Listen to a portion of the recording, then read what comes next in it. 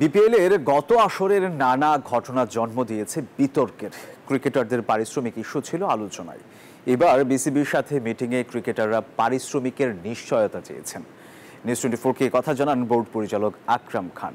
আর এদিকে জাতীয় দলের স্কোয়াড নিয়ে বেশ অসন্তুষ্ট এই পরিচালক।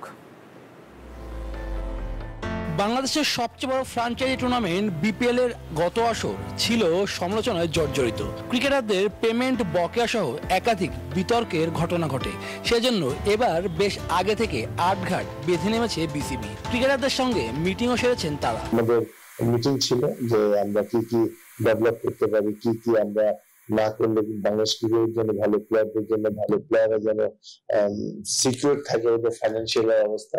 অনেক ফ্র্যাঞ্চাইজি আপনার প্লেয়ারদের টাকা পয়সা দিচ্ছিল না, না পেয়ে অনেক টাকা ঘটেছে, অনেক বাজে বাজে ঘটনা ঘটেছে। সো এগুলো আমি অনেক সিরিয়াসলি নেওয়ার চেষ্টা করছি। বাংলাদেশ ক্রিকেটে 2-1 ম্যাচ জিতলেই সব ভুলে যাওয়ার নীতি থেকে বের হতে বললেন আকরাম খান। জাতীয় দলের স্কোয়াড নিয়েও প্রশ্ন তুললেন তিনি। ঘরোয়া আসরে নিয়মিত পারফর্ম করা সোহান কেন জাতীয় দলের বাইরে জানতে চাওয়া তারও। কি সমস্যাটা আছে সেটা সিলেক্টররা ভালোভাবে বলতে পারবে, but he is a important player এবং ওর ডোমেস্টিকের পারফরমেন্স অনেক ভালো। তো অন্যরা যখন ডোমেস্টিকে ভালো করে বাংলাদেশ দলের চান্স আসছে তো ওর তো পাওয়া উচিত।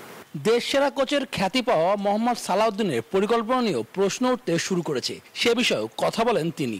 সালাউদ্দিনের উপর আস্থা ছিল সবার এবং আমার বিশেষ করে আমারও আস্থা আছে। Very good coach. আমার মনে হয় সময় পেলে হয়তো সে ভালো করবে। রিসেন্টলি যেভাবে পারফরমেন্স করছে এটা হলে ওরও হয়তো কনফিডেন্স লেভেলটা কমে যাবে, ও প্রেসারে পড়ে গেছে। তো এখান থেকে যত তাড়াতাড়ি উঠে আসতে পারে তত সবার জন্য ভালো। শ্রীলঙ্কা বিপক্ষে টেস্ট আর ওয়ানডে সিরিজ হারের পেছনের কারণ জানালেন আকরাম খান। ক্রিকেটাররা বেশি চাপ নেওয়ায় মাঠে তার প্রভাব পড়ছে বলেও মনে করেন এই পরিচালক। শুভদেবনাথ, নিউজ 24, ঢাকা।